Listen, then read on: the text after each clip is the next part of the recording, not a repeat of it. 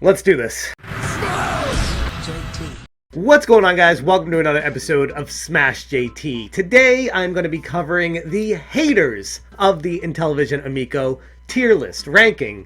Similar to what I did with the Amico cult and the tier list of them, I didn't actually plan on I didn't plan on doing any of these, actually. It's more of a community by popular demand. People have been asking for more and more of these because it's fun, you know, and I feel like that's kind of what YouTube's all about, is entertainment, fun, and hopefully you learn something along the way sometimes. There were a couple situations that transpired with the Amico cult video that I just want to touch on real quick here. That was all in jest. It was in good fun, just poking at the ridiculousness of the situation. And for the vast majority of people that were included on that list, they took it just like that, and they allowed me to say whatever I wanted to say about their situation, and they just rolled with it. I was commentating on my knowledge of the situation and pairing that with what I see. I don't know the actual reality because I'm not living in the shoes of these people, and there were some exceptions that were taken. And for that, I apologize. But again, was just doing it for fun, just like I'm doing with this one. Hopefully you guys can take it in stride and have some fun with this, because that's kind of why we do these, is to have some fun with it. Let's not take stuff so seriously on the internet, okay? Anyways, so there were a lot of haters. That is probably the biggest understatement I've ever said on my channel. The Intellivision Amico is well known for the detractors, the people that just want to be real about the surrounding circumstances, and for whatever reason, Intellivision, Tomy Tellerico, and everybody else at the company over there took direct offense from anybody questioning anything they ever did, which should have been the first tip-off for everybody to question even more of it. When a company is that against people questioning them, it probably means they have something to hide. And I think that's something we've learned from this experience on the whole. So, with that being said, with all the people that are out there and all the haters that exist, I've had a lot of requests, like, no joke, like 20 plus comments. No joke, between the last two videos, maybe even 25, 30 comments, where people either said, please do a haters list. If you do a detractors list, you know, do these people, have these people in it, please put this person. And I'm like, there's so many people. There's so many. So I narrowed it down to who I felt were people that were either influencers or the most influential to the community, or had stuff they presented that was trusted from in this case, the retro gaming community on the whole. So you don't necessarily have to have a big channel to have made this list, but you had to have had some sort of real impact on the general sense of the Intellivision Amico for the community on the whole.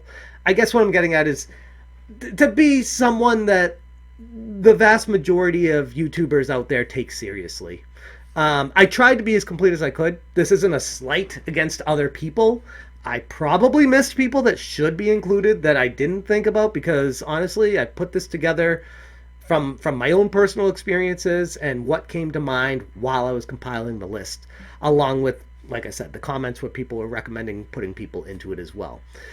So with that all being said, this is the Intellivision Amico haters list, tier list, ranked.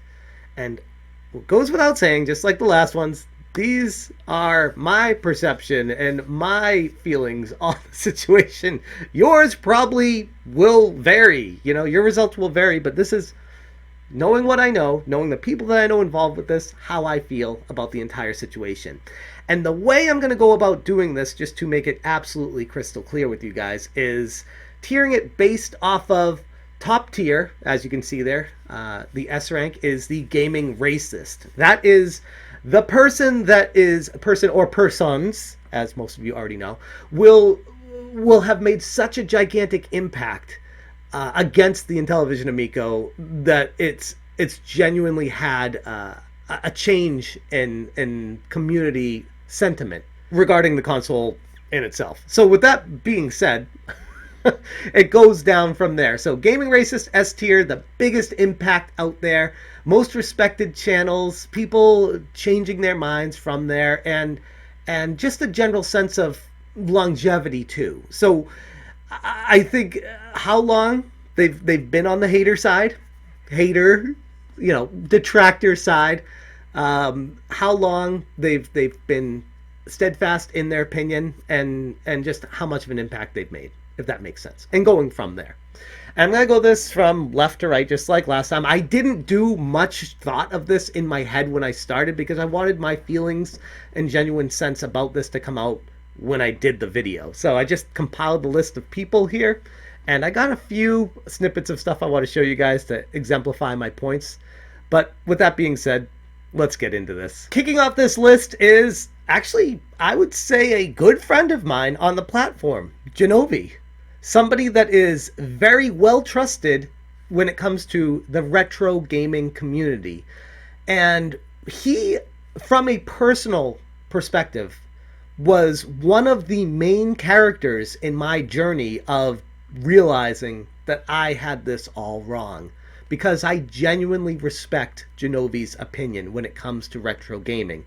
And when he published his video, Intellivision Amico, Deceptive and Scummy Marketing Tactics, I watched this.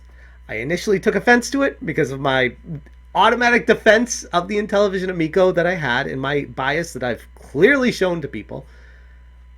I made a response video to this, frustrated that he didn't see it the way I saw it. But then after I published that video, I thought more about it, and I was like, this guy doesn't BS. And if Genovi feels like something's off, something's probably off. And this was the moment where I started going down that road of, maybe I got this all wrong. To retro gaming piqued interest, announcing there would be a heavy focus on retro reimagined games while catering to those who preferred physical media, fully cemented support from a small but dedicated group of enthusiasts. Initially, the system was advertised as budget-friendly, with all games priced at $7.99 or less. Physical games for those who wanted them would be offered for around $10 more, and would be paramount to the platform. A lot of people have said, yeah, but we like our physical material. I do too. I mean, look at going out there and seeing the old Intellivision cartridges or some of the old boxes and stuff like that. That's so cool. So we're not going to abandon you. Don't worry. So Jenovi did a really good job breaking down not just the Intellivision Amico, but just the lies that Tomy spouted during the Portland Retro Game Expo when this thing was unveiled to the public by surprise, that nobody had any idea that this was even happening. And Jenovi brought this up as a major concern. And he's very well respected in the retro gaming community. This is a tough one, because I from a personal perspective, he was one of the major moving points in my journey, like I said.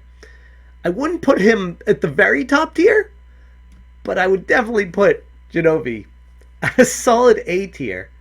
Not because he constantly hates on the system, but again, this scale is how much influence you've had on people and how much people believe what you say and things like that. So from that perspective, Genovi is an A on this. Brett Weiss, who was expelled from the cult like myself, initially had a gigantic love for the Intellivision Amico, was super hyped for this thing, and then he, like myself, realized the writing on the wall and really removed himself from the picture and started making videos about why he felt like the Intellivision Amico was going to fail and what they were doing wrong and why he's taking himself away from the spotlight of this. Not a gigantic influencer by any means, but he is well respected, again, in the retro gaming community. People trust what Brett Weiss has to say. So that's why I added him to this list. Not a huge influence on me, per se, but somebody that definitely is now a detractor from the console. I'm going to put Brett on his impact down in the D tier, but still a detractor nonetheless. Now we got the big one. Pat and Ian, the CU podcast. I think this one's pretty obvious, but we'll just put him as the first gaming racist on this tier list. But before I move on to the next one and explain my feelings here, let's see what they had to say about the Intellivision Amico. All right, Ian. Do we really have to do this again? Tomy Tallarico's back in the news again because he keeps giving us things to talk about. And this time it's he's saying a lot of stuff and then realizing that maybe it's not the best thing to say and taking it down. But yeah, Tomy, after our stream, our recording last week, took to Atari Age to slander or libel? Libel us by saying that we are responsible for him receiving death threats. See, this is the problem that I had with Tomy after I realized it's like if you say something against him, he automatically goes to message boards and starts calling you names and things that you've done to him to make him feel like playing the victim. And this is definitely not me defending Pat and Ian, because I think they're assholes, especially Pat. But assholes can still be right. In this case, they have been the whole time. And I've apologized profusely to my initial approach to them. They have not accepted that apology, nor do they care to even acknowledge it, which is fine. But that's where we are right now.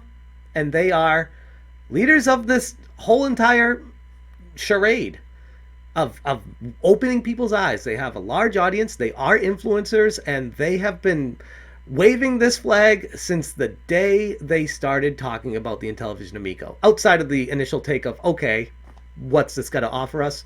Once they kind of pulled the wool back over their eyes and was able to see what was going on with it, they saw clearly and were very honest with their audience about their feelings, which I misconstrued as they just wanted to hate for the sake of being popular. And unfortunately, that's a trend in the gaming community, and I mistook that for what they were doing with this. Maybe they were. But either way, it worked out in their favor. All right, me. I, like Brett Weiss, was booted from the cult. And I wouldn't say I'm on the tier of being as nearly as influential as Pat and Ian, because my channel isn't nearly as big as them. I'm not an influencer like them, but I am an investor. I invested $10,000 into the Intellivision Amico. And I think that gave my channel, just being honest, a little bit more sense of trust in me when I started detracting from it. Because if somebody invests $10,000 and tells people that this smells really shady now, that makes an impact. My videos have been getting a ton of views, and I've been getting a lot of really, for the most part, positive feedback and appreciation for the stance I've taken. And I can't thank the community enough. But I have not had that stance the whole time. That hasn't been a long time since I've been that way. But since I've made the changeover, it's made a pretty big impact on people that have had faith in this. So I'd put myself on the scale of gaming racist. I'd put myself at a B tier. I'm in between an A and a B. ReviewtechUSA. Here's a good one. Former CEO of Intellivision. We've had an emotional roller coaster of I guess you could say, professional and allegedly personal relationship, even though I've never physically met Tomy Tallarico in person in my life. Well, now, because of my harsh criticism of the Intellivision Amico and how I think it's a complete dumpster fire, and if it was any other company, I would say the same thing, but for some reason, everyone in the Amico camp says that I'm being a bully. Tomy is no longer a fan of me. As a matter of fact, when I live streamed on my secondary channel, RTU Streams, which there'll be a pinned comment to below in the description, make sure you go check it out. Right after I live streamed, he's unfriended me on Facebook and blocked me on Twitter. He decided to leave me a Facebook message And it said this: "You're such a misguided, nasty, phony person. Seek help, dude. You have issues." When I criticize Sony, does Mark Cerny, slide into my DMs and say things like that? Does Phil? I mean, it's so ridiculously unprofessional that it is almost unbelievable that that exchange transpired. And when that happened, that was when I was tight with Tomy. Tomy DM'd me and told me that he sent that to Rich. And I said, bro, yikes. What are you thinking? Like, why would you send that? Why would you send that to a channel that has nearly 1 million subscribers? What good is going to come from that? Like, I was thinking in my head, I don't think I said this to Tomy, but I was like, are you an idiot? Because that's what an idiot would do. Like, I know you're upset at ReviewTech's stance, but doing that only brings you bad things. And it was that moment when I started conversing with Tomy back and forth about that I already was, my mind was already started rolling down that other path. People say, oh, I just switched my mind when it was discovered that Phil Adam worked on the Calico Chameleon. No, I said that was a straw that broke the camel's back. These are the things during my journey that helped get me over that gigantic mountain. It wasn't a hurdle or a hill. It was a mountain. And Rich, to his credit, has flipped a long time ago. A long time ago. He goes right up there with Pat and Ian. Okay. Now we're up to Sam Makovich from Arstechnica. And Sam is one of those people that I was so influenced by Tomy to hate that I didn't even give him the time of day when he wrote the article, Meltdown Prediction, Intellivision Amico doesn't seem long for this world. And Arstechnica put out this very exposing, sizzling article, just destroying everything about what Intellivision said they were standing for. And it broke down every single lie up to that point, and basically called him out. Called out Tomy, called out the entire Intellivision team for the farce that this was. And when this article came out, Tomy reached out to me and was like, man, that guy got so much wrong in that article. All these things, he didn't know anything, and he doesn't know anything about the copied and pasted text from the Star Fox series, and he doesn't know anything about the copied stuff that we used and how that was just a demo and all that. I mean, everything you could think of, point by point. Tomy was on one. He was really pissed at Sam, and I from being tight with Tomy automatically was also pissed at Sam, because I'm like, why would someone try to proactively destroy this company and not reach out to Tomy first and call themselves a journalist and get all this stuff wrong? But to Sam's credit, he wasn't influenced by outsiders. And Ars Technica is an extremely respected journalism website when it comes to technology. And Sam has had this standpoint, as far as I can tell, from day one. So, yeah, Sam makes S tier, gaming racist. Congratulations, Sam. Your scathing article against the Intellivision Amico really broke Intellivision. This was the first gigantic domino to fall in the entire saga. Mad Little Pixel, former friend of the channel, still a friend of mine, but I don't know if Ron's a friend to me anymore. I don't know, he doesn't really talk to me. We used to have a DM conversation going on, and he just stopped replying to me. Not that I could blame him, but Ron, if you see this, I hope you're well, buddy. Ron was an interesting one, because like me, he was initially fooled, and was interested in the Intellivision Amico and wanted to find out more about it and was making positive videos about it. And then he flipped pretty early on, I'd say, and started being real about the situation. And for Mad Little Pixel, he's somewhere between S tier and A tier. I don't know if he's quite as influential enough to make it to the S tier, but he's definitely big enough and has been talking negatively about it long enough to at least make it to the A tier here. So I'd say a solid A to A plus, but not S tier yet. No Swear Gamer. This is another one. Man, this is funny. All these people where when I was tight with Tommy, Tommy would be so angry at all these people in the background about how they're destroying Intellivision because they're being honest with their feelings instead of reaching out to Tommy to get the truth.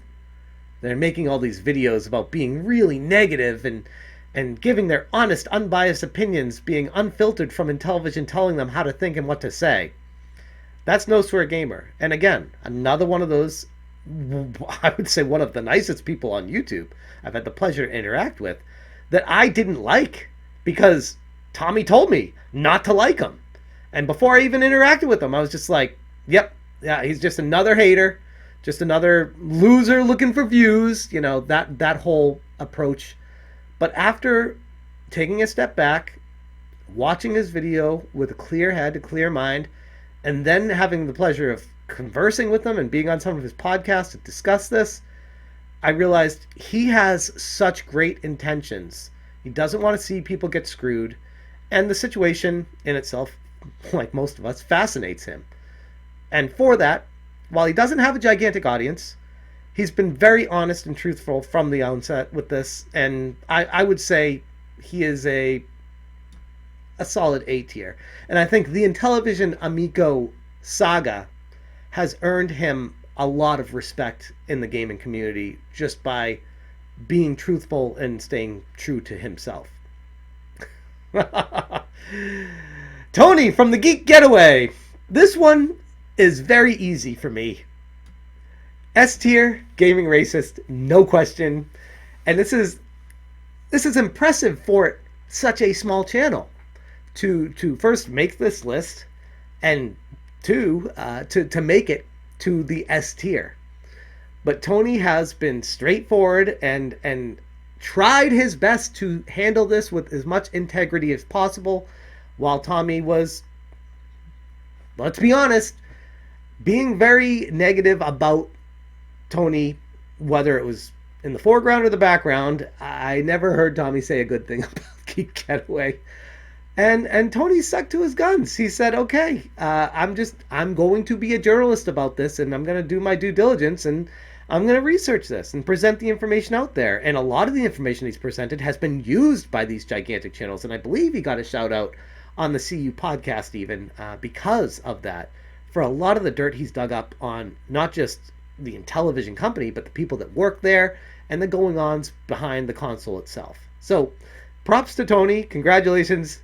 You, sir, have made it S tier, gaming racist, the top of the line when it comes to the haters. NinjaKitty, another mostly unknown channel, especially before the Intellivision Amico situation, but he did a fantastic job in making videos covering especially the Start Engine campaign. When comments were getting deleted and the campaign got taken down, he has a lot of information on his channel, going through the comments section, how Nick Richard replied to people, how Phil Adam was handling the situation, and just being honest and truthful. Not being a dick, but just being real. And I think if you take the approach of, okay, I'm not going to be a dick about this, I'm just going to say it smells sketchy, and I want to talk about it. I want to warn people about this. I want people to know that this could potentially be fraudulent or be a scam, and I don't want people to be taken advantage of, because it's happened before. Ironically, with the Legal Chameleon, where the CEO of the company used to work on, but they don't want to talk about that. It was a minor role, according to Tommy. Who are you gonna believe? Gen X Gamer. This is one of those channels that I was not very familiar with at all before the Intellivision Amico saga, and me and him actually got into it. I don't even remember what it was that he was mad at me for, or what I was frustrating him with, but we squashed our beef when I came around, and I apologized to him for whatever it was. I misunderstood what he was saying or something. It was a misunderstanding. It wasn't anything like nefarious. Sorry for those of you who don't like how I pronounce things. But Gen X Gamer has been following the story for a very long time, been very honest about it. I would say I wouldn't put him on A tier because he's not as well known in the grander scheme, but he's like a B plus to an A. I'll put him at the B tier. And you know what? After I say that, I kind of want to put NinjaKitty down there too, because NinjaKitty's not really that well known in the community, and he's got a little bit of ways to go. So I think it's more fair to keep Mad Little Pixel, No Swear Gamer, and Jenovi on the A tier, and then me, Gen X Gamer, and NinjaKitty. I would almost say I could go on the A tier, because I have influenced a lot of people to think about this more clearly. I'm just trying to be non-biased when it comes to talking about myself, and that's really hard to do, guys. So I shouldn't even have myself on this list, but I know people would ask where I would put myself. That's why I'm doing that. So this is what I would do now that I have them all lined up there. Giant Bomb. Giant Bomb is a fascinating one, because they were one of the first groups of people that is fairly well known in the gaming community to talk about the Intellivision Amico, and basically were laughing at the idea of this in their podcast when they first discussed it and talking about it during the E3 presentation. Pieces of art. What's the deal with like why is it in television? Like I know what because they were able to get the rights to it. So they were just like one of the Blue Sky kids Ranger, love it. one of the guys that was the guy who was kind of largely associated with the brand passed away, and Tommy was able to step in and become the head of this operation. And the thinking is like people, I think, I don't know, 50 and older are gonna have some sort of brand recognition with that. well, that's why they also call it the Amico, because that sounds almost like a bootleg Nintendo name. I keep writing it with two I's because in my head they're trying to trade off of some Nintendo stuff so hard that all of them contain a single and multiplayer or couch co-op mode, and all the games on our system. and the demands they're making to developers in terms of like all the games on our system do this. It's like, okay, so you're just like forcing developers to support all this other stuff, like you're just drawing boxes around them. Yeah, that was another one of the things, is like drawing the boxes around developers. No 3D environments. I don't know what you'd call cornhole. Those 10 commandments got broken pretty quickly. But yeah, Giant Bomb, they've been on this for a long time, covering it in a very straightforward light, and they do have a large influence. They haven't covered it a lot though. So I wouldn't put them in S tier gaming racist. They've only covered it a couple times. So I'd put them in a solid A tier when it comes to the haters list. Zach Zwiesen.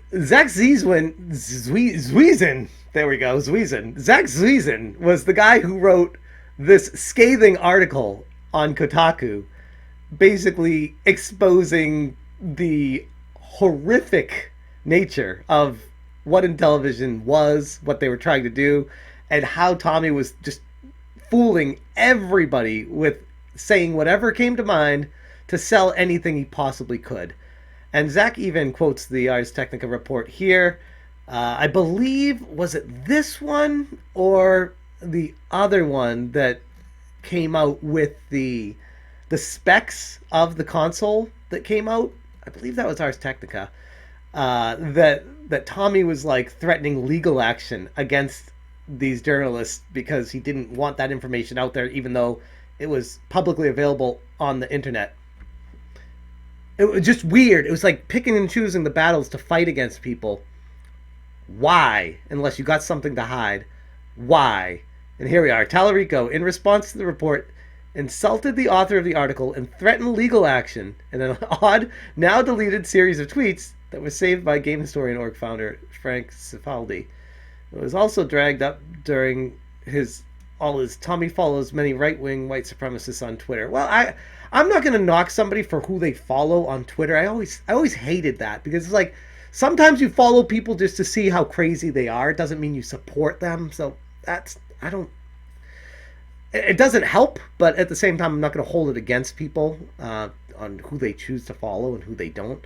But when they say something or like retweet something and say, I support this and here's why, then it's like, yeah, okay, then there might be a concern there. And showing off to basically expose Tommy for not being who he wants people to think he is.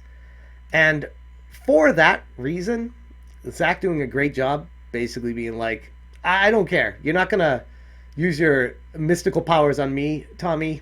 I'm going to come straight forward and tell everyone who you are and make a gigantic impact. Like, I know people make fun of Kotaku all the time, but when they come out with deep dive articles exposing, they're usually on point. And I've been wrong calling them out in the past. So Zach, you also get Gaming Racist S tier.